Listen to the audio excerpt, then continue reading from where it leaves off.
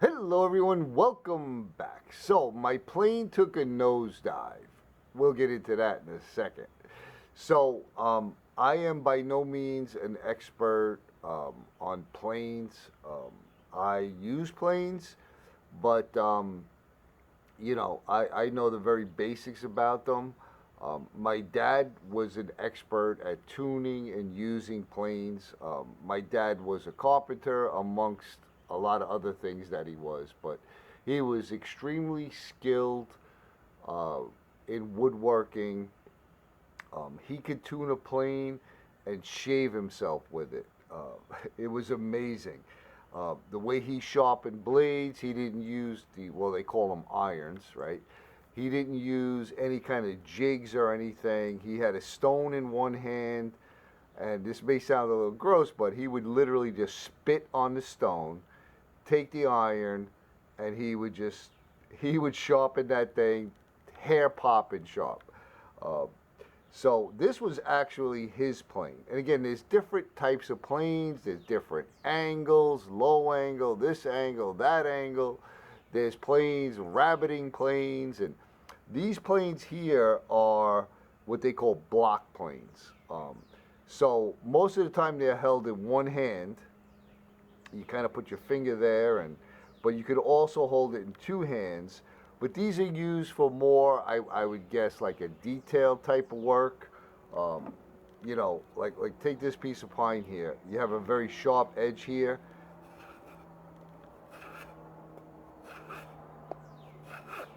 And you make a nice chamfer on it. You knock the edges off.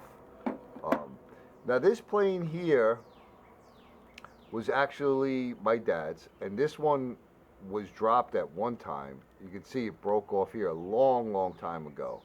And this part here is broken. I think this is called the cam lever. Yeah, the cam lever. But it still works good. The other types are like a bench plane, where you have a big knob on the front and a big handle in the back. And again, like I said, there's all different kinds of planes, but for this conversation here, we'll talk about the block planes. And the reason why this idea came up, I was watching a video from Dean from Orion, and he had picked one up, basically a bench plane at he calls the market. So I'm going to guess it's kind of like a flea market type thing that they have, which is a great place to get them. Yard sales and whatnot, to pick them up. But it was, I don't even remember, it probably was a year or more ago. Dave from Really Big Monkey did a challenge, about 10 fires with the ferro rod in under a minute, and you couldn't use fat wood. So I was thinking about how am I going to do this, and I chose cedar, and I used my dad's block plane, and I planed up 10 little piles of cedar, and I did the challenge. I thought that was so cool, and I was like, whoa, I wonder if you can use that with fat wood, if it would work. Lo and behold, it makes the most excellent fat wood shavings. If you watch any of my Fire It Up Fridays, you'd see I come out with a big handful of those shavings that I made with the plane. I've actually sent it out to a lot of folks too, so a lot of you have used it. So if you never tried it to make fat wood shavings with a block plane, that's the way to go. All right, so on to the one that took a nosedive. This is it. I don't even remember where I got this. What's the name of this? Wow, there's so much resonance stuff in there. There's some kind of name. Oh, it was missing this knob here. So I took a drawer, not a drawer, a cabinet knob, and I ground it down and I made it fit. But what is the name on this one? I don't even know. Man, it's so gummed up in there. It says something.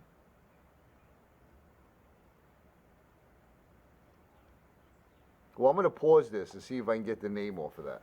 All right, so I cleaned it up. It says made in the USA. I don't really see any. Well, there's a bunch of other numbers and stuff on it. 217-16. Um, I'm wondering if it's a Stanley, a really old one. I mean, this definitely looks like it's nickel plated, but I'm not seeing any other markings. Well, what I learned from this little adventure right now is that I need to clean my planes. But I'm not seeing any other markings on here. Oh, wait a minute. What do we got on here?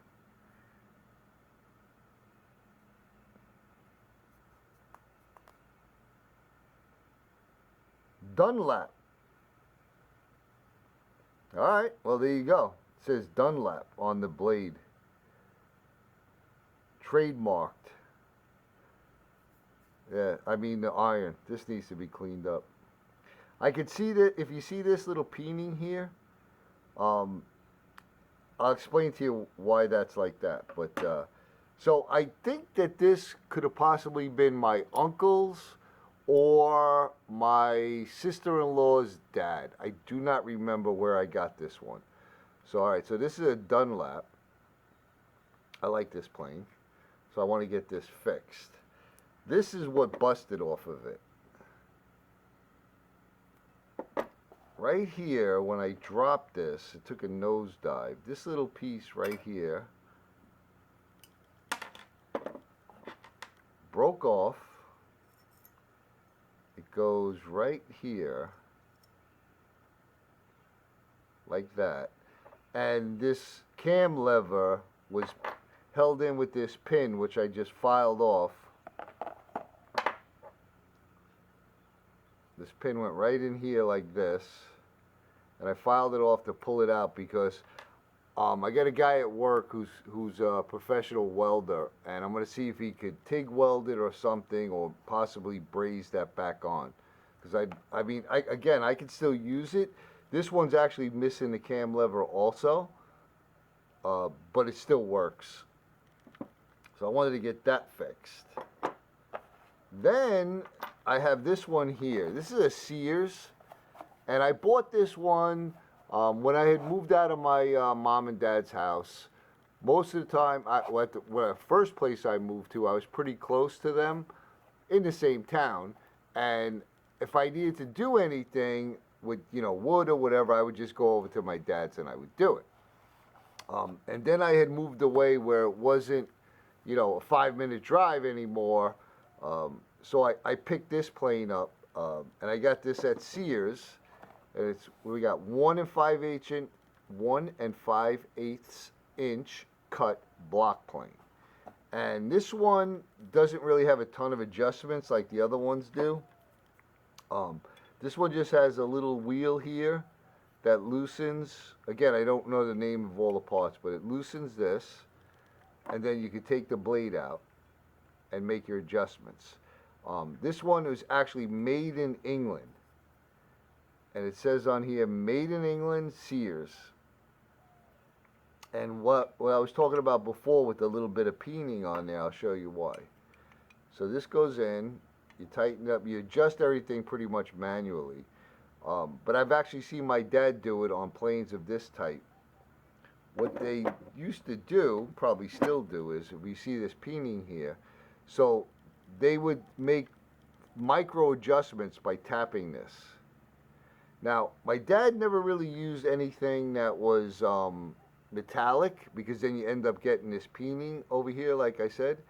Hopefully you can see that, how it peened over. But my dad would use a piece of wood or the end of the screwdriver handle and just tap it, and he would get it to exactly where he wanted it. Let me pull this iron back so it's not sticking out. So after I dropped this one, I was pretty disappointed in myself for dropping it, number one. And I said, you know what? This one is pretty beat up. It still works. But I wanted to get one, to kind of use for fat wood and stuff, where I could make some adjustments on it if I needed to. And it basically wasn't broken. So I picked this one up. Again, I like this one and it works great, but I don't like the fact that it doesn't really have any adjustments on it besides like a manual adjustment. So I picked this one up from Lowe's. It's a Cobalt. It was 17.98, so 18 bucks. And I'm gonna say that this is pretty much copied off of a Stanley. It's got some nice weight to it. The only tuning that I did was I flattened. I think this is called the bed. Again, don't remember all the terms, but I just flattened this. It made it pretty smooth on the bottom. And again, this part here, I'm not sure what it's called. I know there's terms like the frog and the bed and the toad, and I don't really know, but I just basically flattened out the bottom, which really wasn't that bad. And I got a little fatwood resin on here, and I actually just stropped the blade. I didn't even have to sharpen it, and this thing works very, very well. And again, it has this the cam lever here. You pull that out, and you have your blade here with all my fatwood nonsense on it. And then you can adjust the depth of cut with this knob back here. Pretty much that's it. But there's that cam lever thing. I watched a YouTube video on plane experts tune one of these and make it cut just as good as a couple $100 hand plane did. They ground this down and they did a whole lot of stuff. I did very, very minimum work on it, and for me it works great. As you can see, when you turn that, this is very loose. When you turn this cam, it locks the iron down. So there you go. Again, I'm not any kind of expert on these planes, but my best suggestion is do like Dean does and goes to the markets, or even better yet, hit some yard sales. You could probably find some very, very inexpensive, nice old ones, and watch some YouTube videos on how to clean them up and stuff. Because if you never tried a hand plane, a block plane on fatwood, you do not know what you're missing. Or maybe you do know what you're missing. But it works really, really good. So there's my plane that took a nosedive, and my other ones. I have like I said, I have another bench plane somewhere around. I got to find it. And then I have a really old antique one. The thing is made out of wood. It's about, I don't know, 100 pounds. Not 100 pounds, but it's pretty heavy. And it's pretty big.